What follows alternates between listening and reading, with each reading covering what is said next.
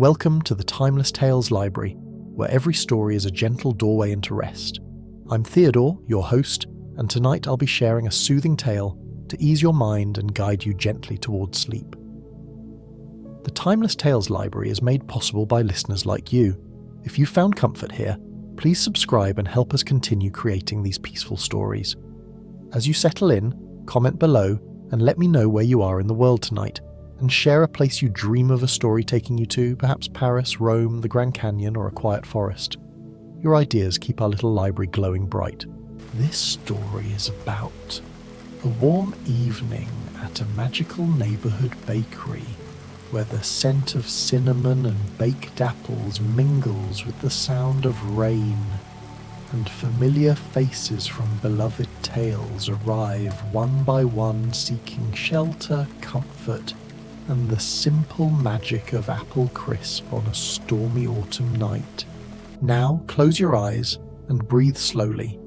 Tonight you're not in your room, you're descending into the sunken library within the Timeless Tales Library. Here, the air is thick with peaceful silence, and the light is soft and hazy, filtering down from the water's surface far above. Every shelf is covered in smooth green moss, and the books glow with a soft bioluminescent light. The only sounds are the gentle currents and the occasional brush of a fish's tail. Feel yourself sink deeper, your body becoming as weightless as a page adrift in the water. Your bed is a soft bed of sand at the bottom of this quiet sea, cradling you securely. Release your jaw, your shoulders, and your hands. Let the pressure of the day lift from you, rising to the surface like a stream of bubbles. Let the stories of the Timeless Tales Library drift into your imagination like schools of colourful silent fish. The coziest rainy apple crisp cottage bakery. An autumn bedtime story for adults. The rain began just after sunset, gentle at first, a whisper against the cobblestones of Millbrook Lane, then gradually building into a steady, drumming symphony that turned the little street into a river of amber light reflected in puddles. The kind of rain that makes you grateful for shelter, for warmth, for the simple blessing of being inside. And there, halfway down the lane where the street lamp cast its softest glow, stood the rainy day apple crisp cottage bakery. From the outside it looked like something from a dream or a half-remembered illustration in a very old book. The building itself seemed to lean slightly forward, as if eager to embrace anyone who might approach. Warm golden light spilled from its diamond-paned windows, and even through the rain, the scent that drifted from its door was unmistakable. Cinnamon and nutmeg, butter and brown sugar, and above all the sweet tart perfume of baked apples still warm from the oven. Tonight was a special night at the bakery. November had settled in with all its contemplative beauty, and Thanksgiving was near enough that the very air seemed to hum with gratitude. The baker, whose face no one could ever quite remember, but whose kindness everyone recalled perfectly, had spent the entire day preparing apple crisps.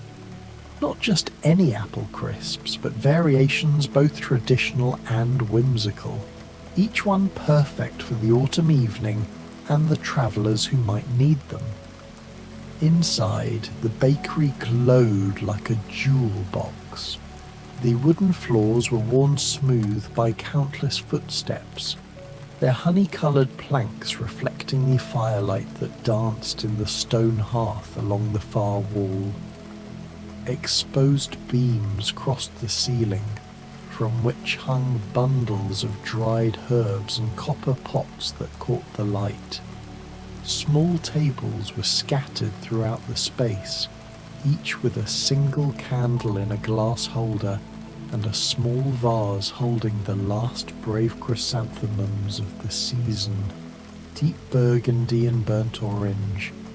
The display case near the entrance held the evening's treasures: classic apple crisp in individual ramekins, their oat and butter toppings golden and crumbly, apple crisp bars cut into perfect squares and drizzled with caramel, tiny apple crisp tartlets no bigger than a silver dollar. And something special the baker had created just today: apple crisp bread pudding, where chunks of cinnamon bread had been nestled among sliced apples and topped with that beloved streusel before being baked into custardy perfection. Behind the counter, copper kettles steamed gently on a vintage stove. The baker had prepared hot apple cider with cinnamon sticks, chamomile tea with honey, and warm milk with a hint of vanilla. Everything needed for a stormy November evening. The first guest arrived just as the rain found its rhythm. The bell above the door chimed softly, and a young woman stepped inside, shaking droplets from her blue gingham dress.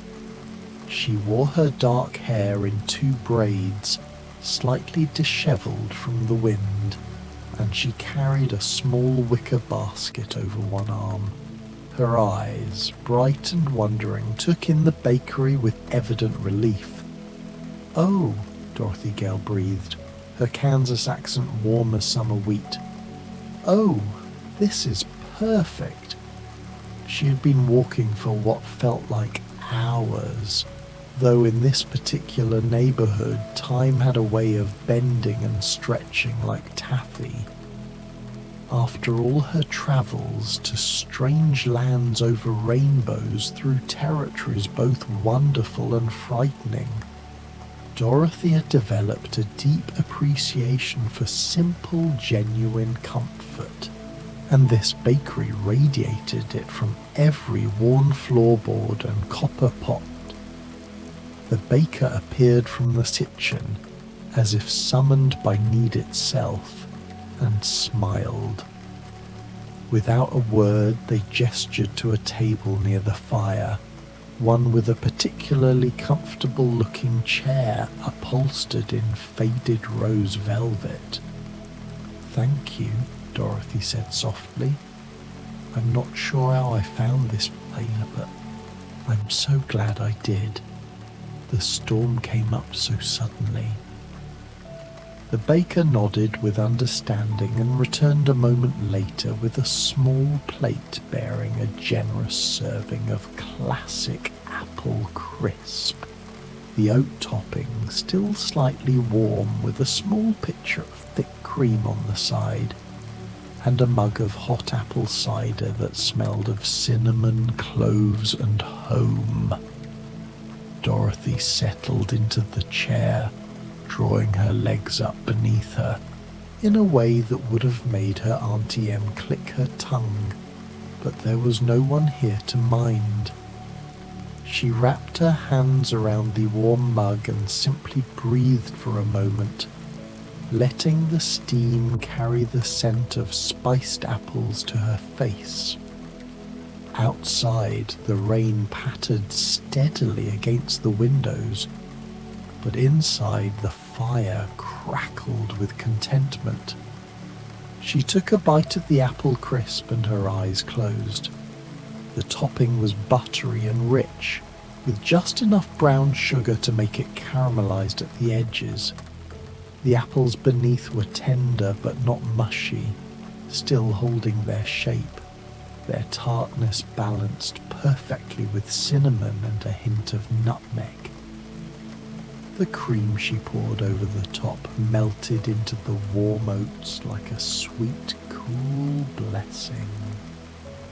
"There's no place like home," Dorothy murmured to herself. But places like this come awfully close. She had just begun to relax fully, feeling the warmth seep into her bones when the bell chimed again. The second arrival was a girl woman, caught in that curious age between childhood and something more complicated. She had blonde hair that fell past her shoulders and an air of constant curiosity, as if she were perpetually on the verge of asking a question or peering around a corner to see what lay beyond. She wore a blue dress with a white pinafore, though both had seen some adventure. There was a small tear in the pinafore and a grass stain on the hem of the dress. Alice stepped inside and immediately sneezed from the rain, then laughed at herself. Oh dear, I didn't mean to be so dramatic. Though I suppose arriving during a thunderstorm is rather dramatic by itself, isn't it? She spoke to no one in particular, or perhaps to everyone at once. It was hard to tell with Alice. Dorothy looked up from her apple crisp and smiled. It's quite all right. I just arrived myself. The rain does have a way of finding you, doesn't it? Indeed it does, Alice agreed, approaching Dorothy's table with the easy friendliness of someone who had taken tea with much stranger company. I was just thinking about how I'd gotten quite thoroughly lost, though that's nothing new for me. And then I saw the light from this place and thought, well, Alice, that looks considerably more sensible than most of what you've encountered today. The baker emerged again this time with a knowing smile and led Alice to a small table adjacent to Dorothy's. Within moments, Alice had before her one of the apple crisp tartlets, small enough to be eaten in a few bites, its miniature perfection somehow exactly right, and a cup of chamomile tea with honey that steamed gently in a delicate china cup painted with violets. Oh, this is lovely, Alice said, admiring the tiny tartlet. It's so nice when things are the size they ought to be. I've had quite enough of things changing sizes unexpectedly. She took a bite and made a small sound of pleasure. And it tastes exactly as an apple crisp should taste. Not too sweet, not too tart, not too anything, but just right. Dorothy smiled. I was just thinking the same about mine. There's something very satisfying about food that knows exactly what it is. A rare quality, Alice agreed solemnly, in food and in everything else. The two fell into easy conversation, their voices low and companionable, discussing their various travels and the strange comfort of finding oneself somewhere warm and safe when the world outside had turned wet and wild. They spoke of home, Kansas for Dorothy, England for Alice, and how travelling changes you in ways you can't always explain to people who've stayed in one place. The rain continued its steady percussion against the windows, and the fire burned lower and warmer, and the bakery seemed to breathe around them with contentment. The third arrival came in a rush of energy barely contained. The door burst open with more force than necessary, and a young woman strode in, shaking rain from her dark hair and clutching a leather satchel that looked stuffed with papers. She wore a practical brown dress with ink stains on the cuffs, and her face was flushed from walking quickly through the storm. "Oh, thank goodness!" Jo March exclaimed, pushing wet hair from her forehead. "I thought I'd never find anywhere to stop. I've been working on a story all day, walking and thinking, and I completely failed to notice the weather until I was soaked through. She laughed at herself, the sound warm and unself-conscious. My sister Meg would say I have my head in the clouds, and she'd be absolutely right. The baker appeared, as they always did, at exactly the right moment, and gestured Joe toward the counter where a towel waited on a hook. Joe accepted it gratefully and dried her face and hair, still chattering cheerfully. I do hope you don't mind wet customers, though I suppose on a night like this we're all likely to arrive a bit damp. She noticed Dorothy and Alice and gave them a friendly wave. Good evening. Miserable weather for a walk, but perfect for finding sanctuary, isn't it? It is indeed, Dorothy agreed, returning the wave. Please join us by the fire. There's plenty of room. Joe needed no further invitation. The baker brought her to a table that completed a small triangle with Dorothy and Alice, creating an intimate conversation space illuminated by candlelight and firelight in equal measure. Before her, the baker placed something special, a square of apple crisp bar, its layers visible in cross-section, apples on the bottom, streusel on top, and a thin layer of what appeared to be cream cheese in the middle. Beside it, a mug of warm milk with vanilla and a hint of cinnamon. Oh my stars, Joe breathed, examining the bar.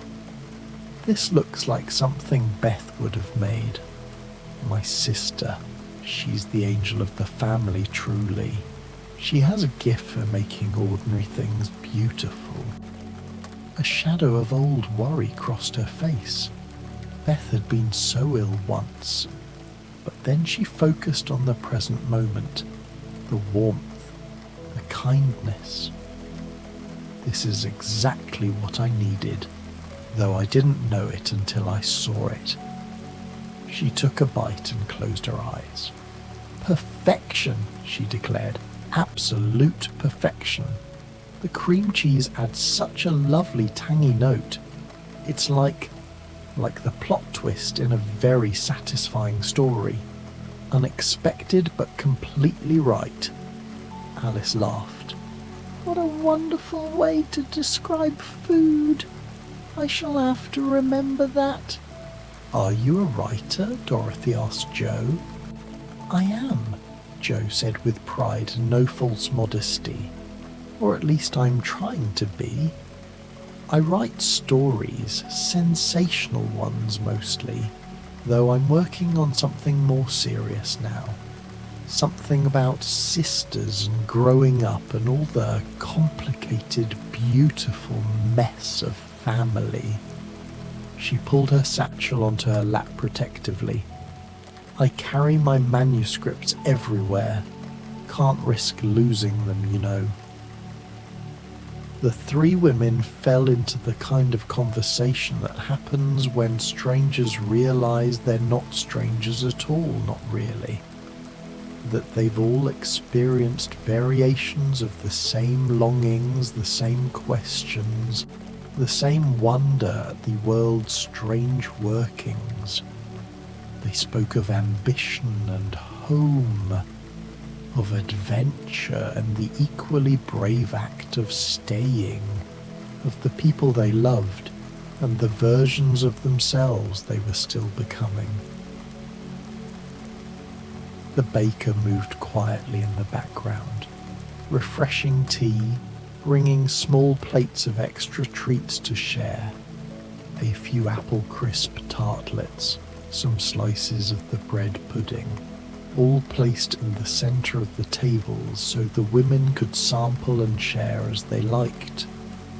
The rain drummed on, sometimes harder, sometimes softer, but always present, always a reminder of how precious it was to be dry and warm and fed. The fourth arrival was different from the others, and announced itself with a creaking mechanical sound that preceded the opening of the door. The Tin Woodman bent slightly to fit through the doorway, his metal body gleaming wetly from the rain. He moved carefully, as he always did, conscious of his strength and weight. His axe he left propped carefully outside. No need for such things in a bakery. And he entered with the gentle courtesy that had always defined him, even when he'd believed he had no heart.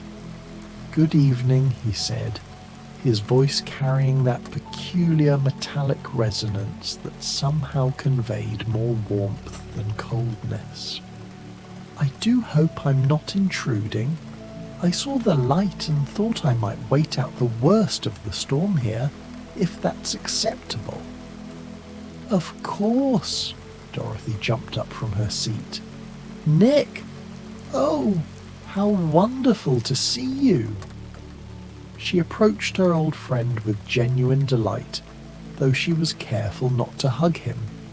The Tin Woodman was many things, but comfortable to embrace was not one of them. "Dorothy," he said, and the pleasure in his voice was unmistakable. "What extraordinary luck to find you here. How long has it been?" "Too long," Dorothy said warmly. "Please come sit with us. This is Alice and this is Joe. We're all refugees from the rain." The baker had already anticipated the need and brought forward a sturdier chair, one without upholstery that could handle the Tin Woodman's weight. They also brought something that made Dorothy laugh with delight. A small bowl of apple crisp served warm, with a tiny silver spoon that looked almost comical next to the Tin Woodman's metal hands, yet somehow perfect. "How thoughtful," the Tin Woodman said softly. "Though I confess I cannot taste as you do, but I remember taste. I remember the flavour of apples from when I was... before." He paused, then continued more cheerfully. "And the warmth will be pleasant.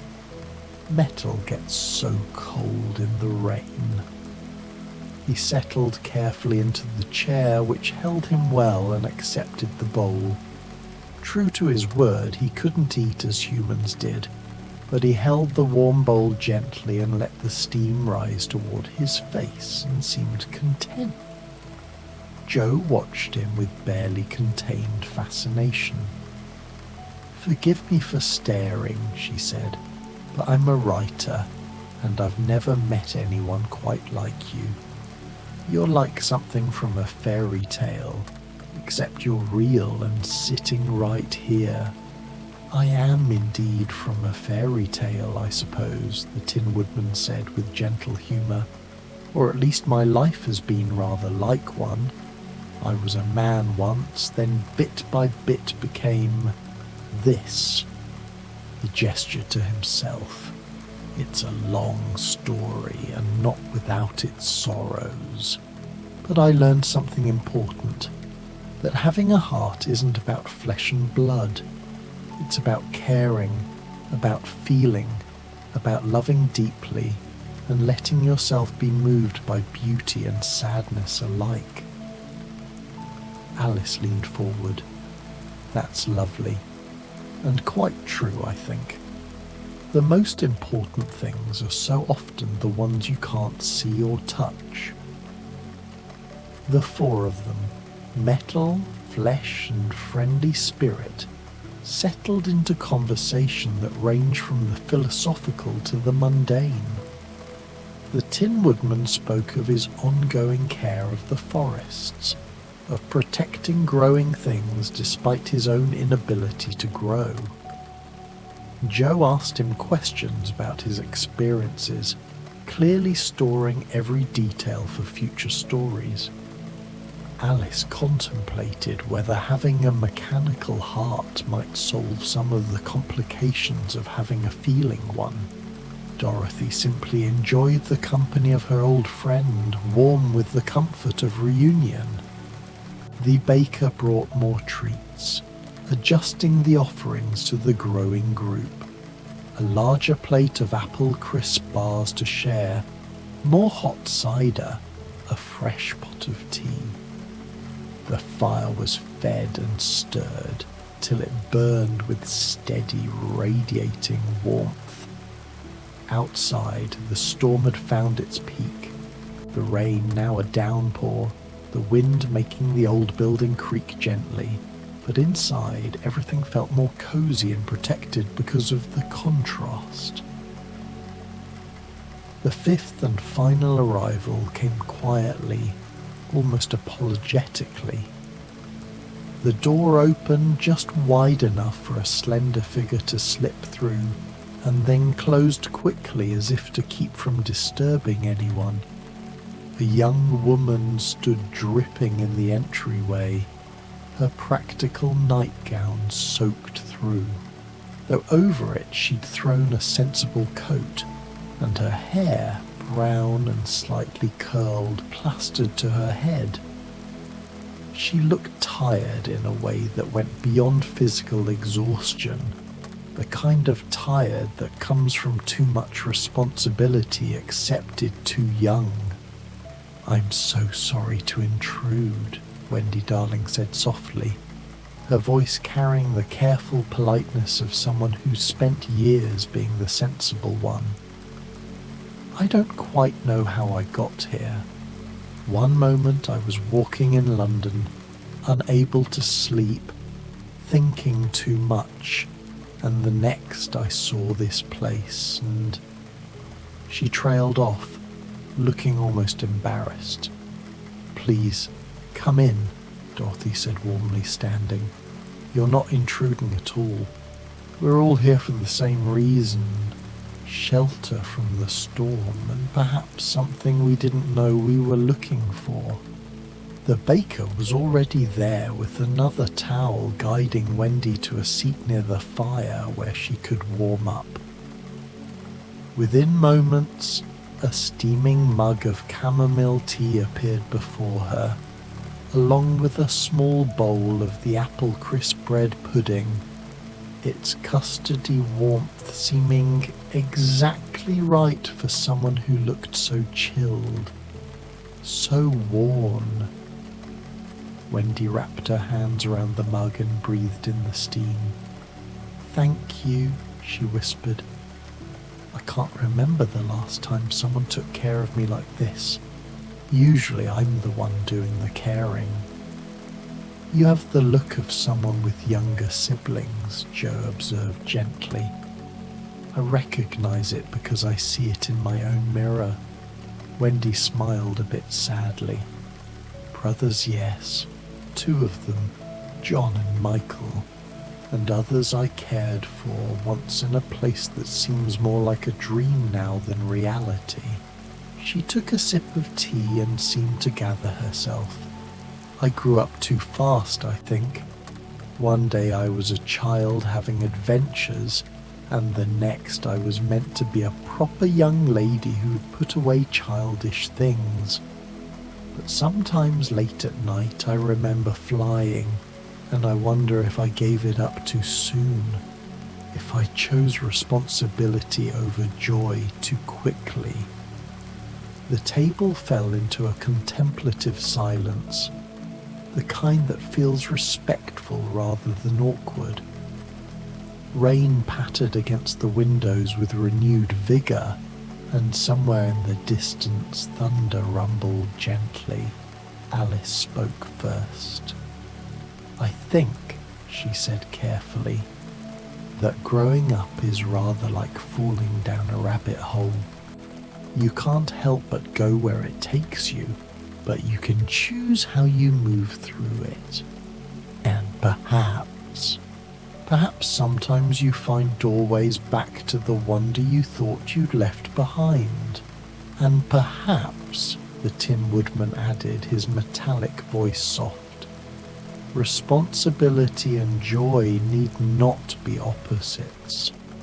Perhaps the trick is to carry both, to let them balance each other rather than choosing one over the other. Dorothy nodded. When I came home from Oz, everyone expected me to forget it, to settle down and be ordinary. But you can't unknow magic, it stays with you. And maybe that's all right. Maybe we're meant to be people who've seen both the extraordinary and the ordinary, and find the places where they meet. Jo was already pulling out a small notebook from her satchel. I have to write this down, she said. All of this conversation, this moment. It's too perfect to lose. She looked up at the others. May I? Would you mind if you all ended up in a story someday? They laughed together, the sound mingling with the rain and the crackle of the fire. Wendy tasted the bread pudding and her eyes widened. Oh, she breathed. Oh, this tastes like childhood, like the treats my mother would make for special occasions when everything felt safe and possible. She took another bite, savouring it. It tastes like before everything got so complicated. The baker, moving through the space like a benevolent ghost, brought more provisions. A fresh pot of tea, more apple crisp bars cut into generous squares, small glasses of warm milk with honey for anyone who wanted it, and, surprising everyone, a plate of apple slices, fresh and crisp, with a small dish of caramel for dipping. Simple, perfect, a reminder that sometimes the plainest offerings are the most appreciated. The group of 5 settled into a deeper kind of comfort. They shared the treats, passing plates back and forth. Jo read a passage from her manuscript, a scene about sisters gathered around a fire which felt remarkably appropriate. Alice told them about the mock turtle and the griffin, acting out the voices until everyone was laughing. Dorothy described the Emerald City in detail, painting it so vividly that they could almost see it. The Tin Woodman spoke of his garden, of watching things bloom and grow under his careful tending, and how it taught him more about having a heart than he'd ever learned before. Wendy, gradually relaxing, told them about Neverlander, not the adventures, which she'd recounted too many times, but the quiet moments. Watching the sun set from the treehouse, Peter teaching the Lost Boys to dance, the mermaids singing at dawn. Time moved differently in the bakery. Outside, the storm gradually began to ease, the downpour softening to a gentle, steady rain, the kind that would last all night but no longer threatened. Inside, the candles burned low and were gently replaced by the baker. The fire was fed once more and settled into glowing coals that radiated steady warmth. I've been thinking, Alice said, her voice dreamy with contentment and warmth, about how strange it is that we all ended up here on this particular night. All of us from different stories, different worlds, really. And yet here we are, and it feels like we were meant to find this place together. Perhaps we were, the Tin Woodman said. I've learned not to question too carefully the ways that magic works. Some things simply are, and accepting them is its own kind of wisdom. Dorothy pulled her knees up to her chest, looking younger than her years. In Oz, I learned that the things you seek are often closer than you think.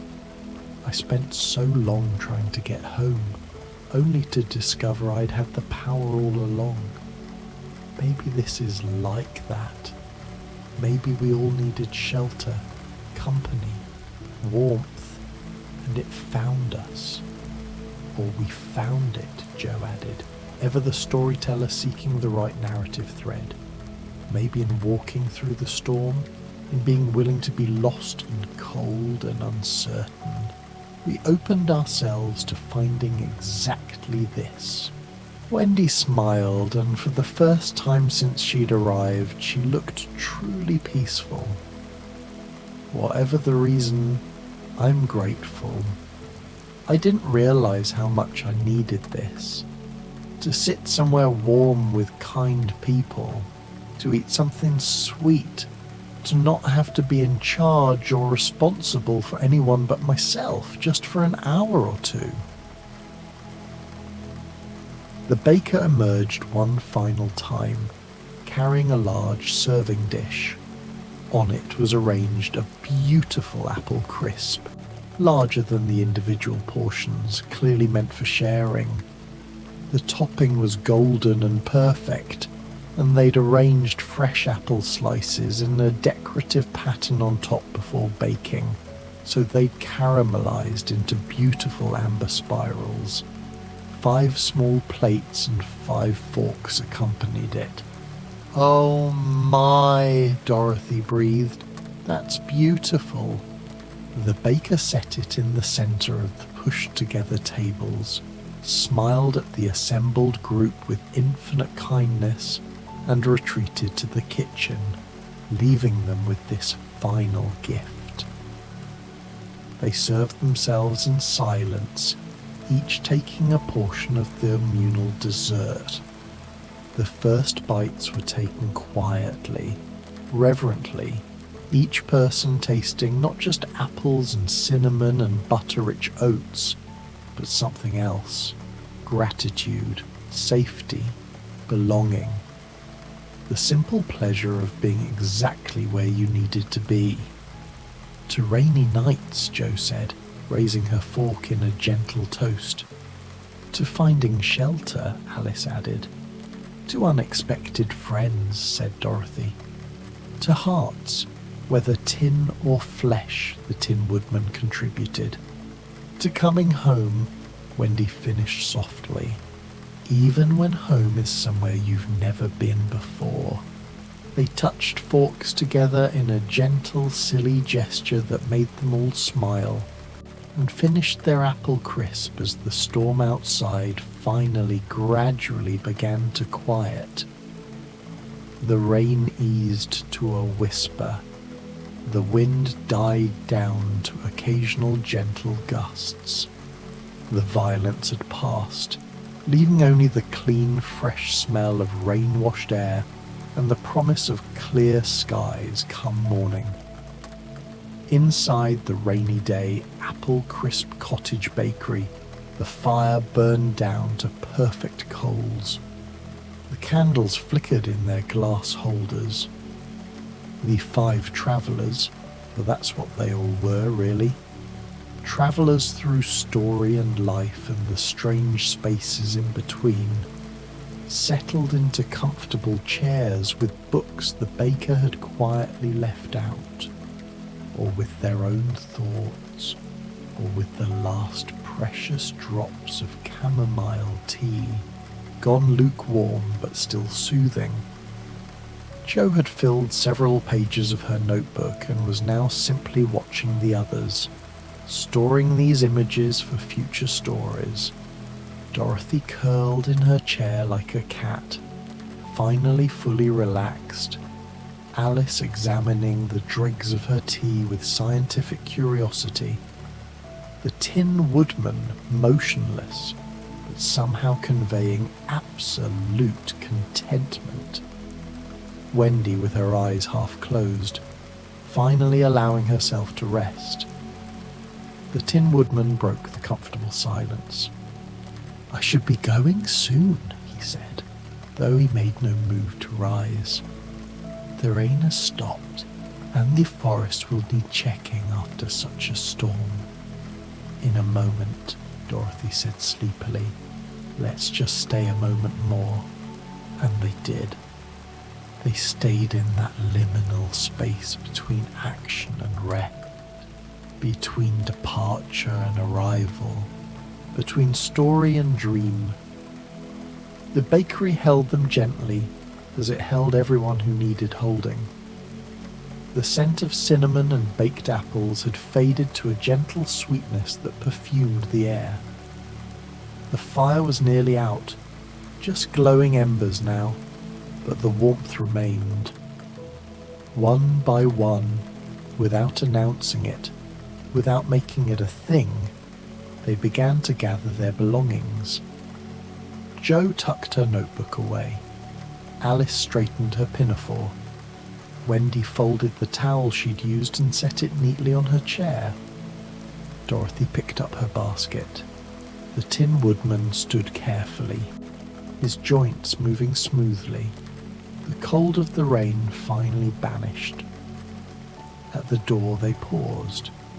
Outside the night was quiet, the street washed clean, the puddles reflecting stars that had emerged from behind the departing clouds. The storm had passed completely, leaving only peace in its wake. "Thank you," Wendy said to the baker, who had appeared to see them off. "For everything, for knowing exactly what we needed." The baker smiled and nodded, accepting the gratitude with the same gentle grace with which they'd offered hospitality. "Will we meet again?" Alice asked. Not to the baker, but to the others. "I think," Dorothy said, looking at each of them in turn, "that we will. Maybe not here, maybe not soon, but somehow." People who share apple crisp and stories during a storm, they're connected after that. It's a kind of magic. The best kind, Jo agreed. They said their goodbyes. Warm handshakes, gentle words, promises to remember this night. Then they slipped out into the clean, quiet darkness, each heading their own direction. Dorothy toward home, wherever that was. Alice toward the next adventure, or perhaps back from the last one. Jo toward the room where she'd write this all down before the memory faded. The Tin Woodman toward his forest. Wendy toward the life she was still learning to build. The baker watched them go, then turned back to the empty bakery. The tables needed clearing, the floor needed sweeping, the fire needed banking. Tomorrow there would be more baking, more rain, more travellers seeking shelter and apple crisp, and the particular magic that only a cosy bakery on a stormy evening could provide. But for now, for this perfect moment, everything was exactly as it should be. The storm had passed. The night was peaceful. The travellers had found what they needed and carried it with them back into their stories. And somewhere in the distance, so faint it might have been imagination, the sound of gentle rain began again. Not a storm this time, but a lullaby, soft and steady and eternal. The sound that means you're safe inside while the world outside is washed clean and made new. The door closed, the lights dimmed, the rainy day. Apple. Crisp cottage bakery settled into contented sleep, waiting for the next story, the next storm, the next souls who would need its particular brand of magic. And somewhere, in 5 different beds in 5 different worlds, 5 travellers drifted towards sleep with the taste of cinnamon and apples still sweet on their lips, and the memory of firelight and kindness warm in their hearts, and the certain knowledge that some shelters exist not just in space, but in story, in memory, in the eternal present tense of once upon a time. The rain whispered on, the night deepened, all was well. Sleep came soft as apple crisp cream, sweet as brown sugar, warm as cinnamon, gentle as the rain, and that, dear listener, is exactly where we leave them and where we leave you. Safe, warm, content, and drifting toward dreams as soft as fresh fallen rain. Good night.